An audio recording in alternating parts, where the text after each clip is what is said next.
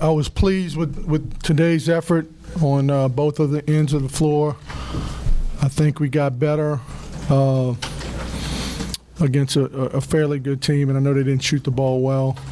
But, I thought I have a lot of respect for Stephen F. Austin and their program and what they do and what Coach Casper does, and challenged our guys this week, and I was pleased to see him step up. How big was it to get Elston back on track from the outside? We got to have guys make shots, and he's the best guy we got right now. And I told him, I said, man, you better not hesitate. If you're open, you need to shoot the ball.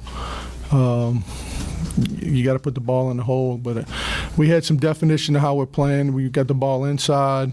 We valued the ball better. We got it in offense. I thought our guards played a lot better with their decision making.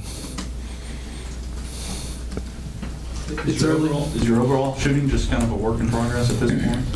I mean, was it Ray Charles? It is what it is. We just we're going to make shots at some point. I told our guys, and I challenged them all week, we're working on it, we're shooting more and getting more in the gym.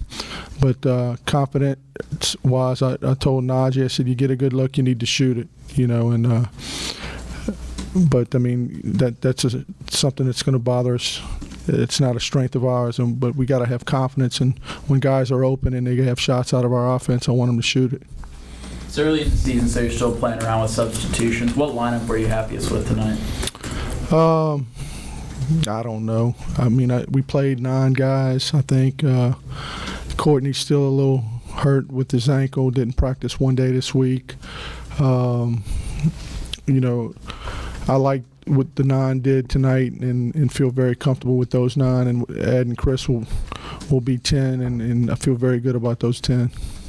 What are the advantages of having Dash and Jamal on the court at the same time?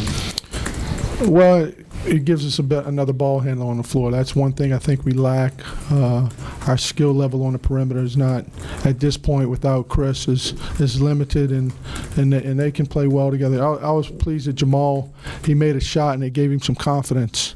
The shot that he made at the free throw line, he was a little more aggressive offensively, and we need him to be that way. Please worry with LeBeau tonight, and how important is it to get him going along?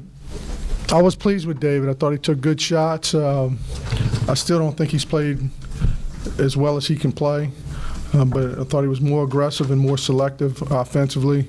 He kicked it out a few times when it was 1 versus 3. He made some good decisions, and for us to have 12 turnovers, that's the fewest turnovers we've had, against a pretty good defensive team in Stephen F. Austin. Is there a timetable or an updated timetable on Chris's return? He's getting better. He's doing some limited practicing with us. I'm hoping sometime late next week, but we're not 100% sure. Is there anything to David's dribbles to buckets ratio? It seems when he's down there dribbling 2 or 3 times, something bad happens when he makes a quick move, whether he's 10 foot out or 2 feet out, he scores. And that's what we're trying to get him to, he's to make quick moves. And 1 dribble's enough for all our post guys, and sometimes that's too many. Anything else? Coach, how do you think that Keith Davis is progressing? He had a pretty good game. He seemed really awake out there on defense especially. Keith is our best post defender, and I have a lot of respect for the Scott kid. He's one of Stephen F. Austin's leading scorers. I think he's about to score 1,000 points. And defensively, Keith does a great job.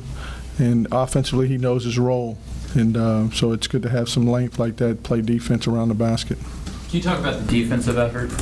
I thought we got better. And it was good to see. We won the second half.